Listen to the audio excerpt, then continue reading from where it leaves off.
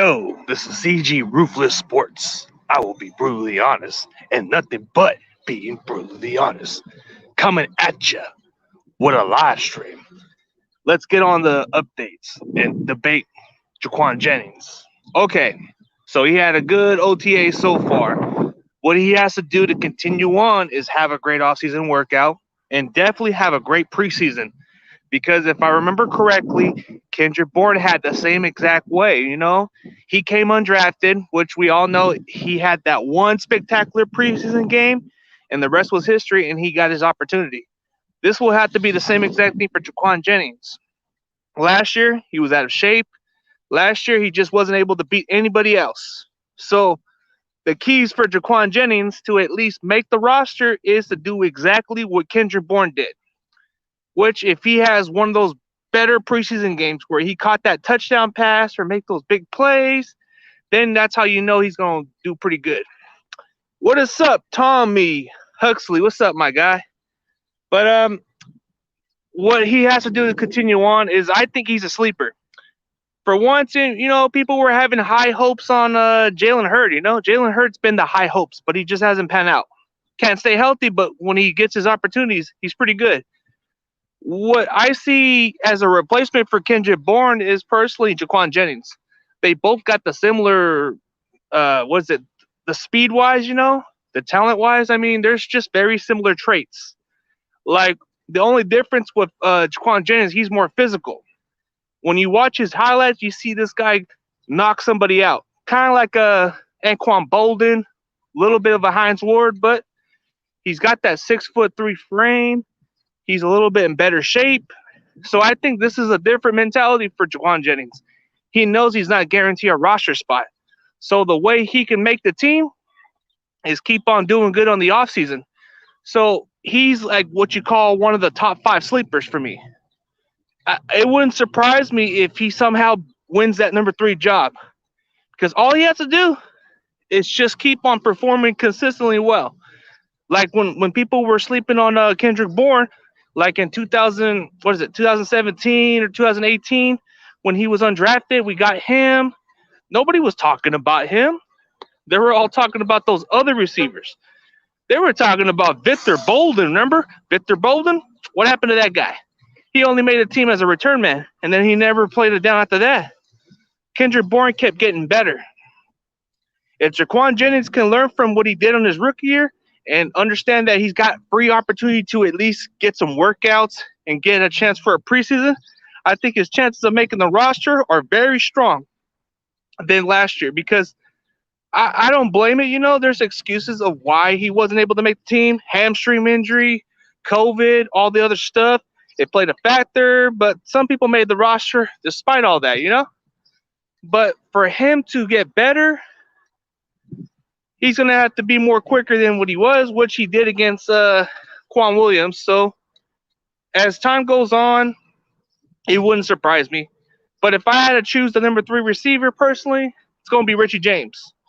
But maybe Juaun Jennings might have a breakout offseason and probably go on to the preseason, and maybe it'll be too hard for the coaching staff to let him go because sometimes those preseason standouts, if you cut them, another team will pick them up. So we cannot afford that. But if that happens, it is what it is. But for him to stand out, he's going to have to do that throughout the offseason, through the preseason. And if he does that, the chances of making the team are really strong. But at the moment, I think everybody's just overhyped on this one. It's just one practice here and there. But if he does what he does, yeah, what's up, man? I mean, everything matters. Every practice, every offseason, every workout matters, whether people want to agree or not, But at the moment, I'm probably going to do another highlight video and check out more. But the more you watch Juaun Jennings, you're just going to like it. You're going to like that he can hit somebody. You're going to like the fact that he's physical, not afraid of getting hit. He embraces contact like Anquan Bolden. He's a dog. He's not going to let somebody push him over. That's what you like about your players. You want to make sure that when you have a guy on the field, you want to make sure he's a dog. You want to make sure he doesn't take a push. He doesn't get bullied. You make sure that he takes people out. Some players like that you don't get, man. They can be a little dirty, a little feisty, a little aggressive. But when you watch Juaun Jennings, you see a dog in this guy, man. When he sees somebody in his way, he's going to come and knock him out. Even if you put him on special teams, he'll be a good gunner. He'll hit somebody. If you put him as a blocker where he just blocks somebody for his running back, he'll take him out. But if you give him the ball, watch out. You're getting knocked the F out.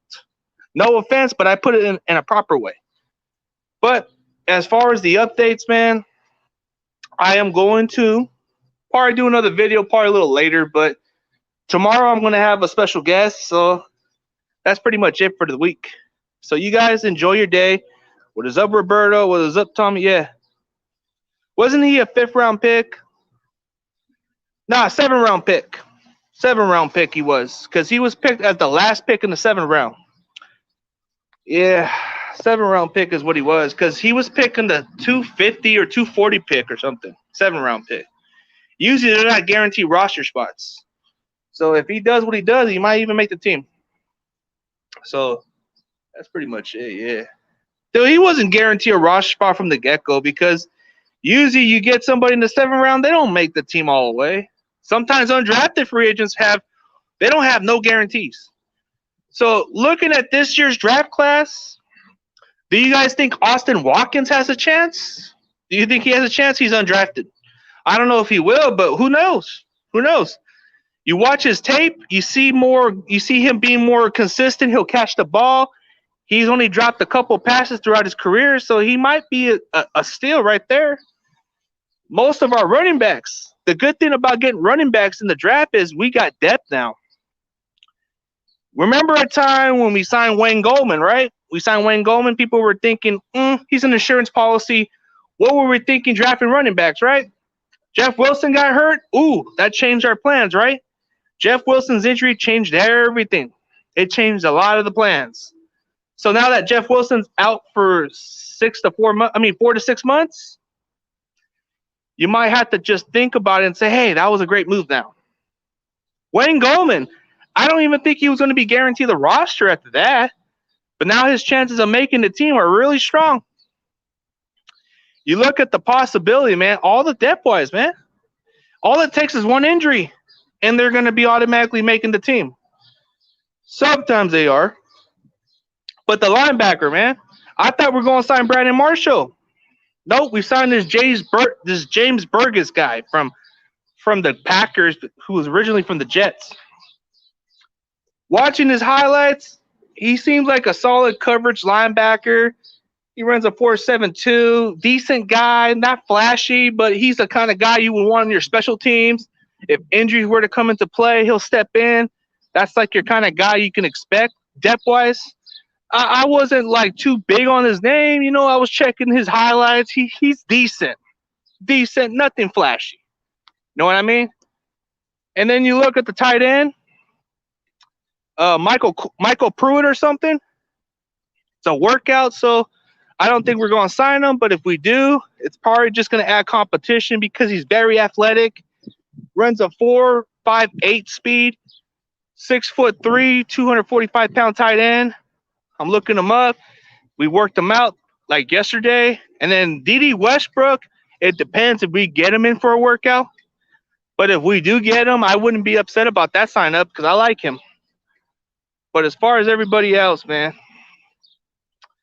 yeah, go check out this guy, man. Go check out Tommy Huxley, man. He got some he does music content or something like that, man. Go check this guy out. And then you go check out Roberto. And Roberto, don't delete your accounts no more, buddy. You want more followers? Then stick with you, bro. All right, guys. At the moment, I am going to be patrolling at the moment right now. I got to go check out some stuff. But that's the update. The keys for Juaun Jennings is to keep on standing out and have a great preseason game. Do exactly what Kendrick Bourne did. Kendrick Bourne wasn't guaranteed a roster spot until he had one great offseason and preseason. Usually that's all it takes. Usually that one big catch can get you the roster spot automatically. That's what it takes right there, you know? That's all it takes. It's just one big play. And if Juaun Jennings does that in the preseason, there's no way in hell he's getting cut.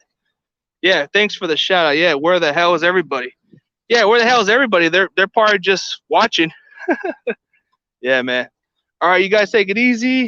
I want to go check out some stuff, but thanks for checking out, man. I know a lot of my followers ain't around, bro. They're usually busy. All right, y'all. Have a good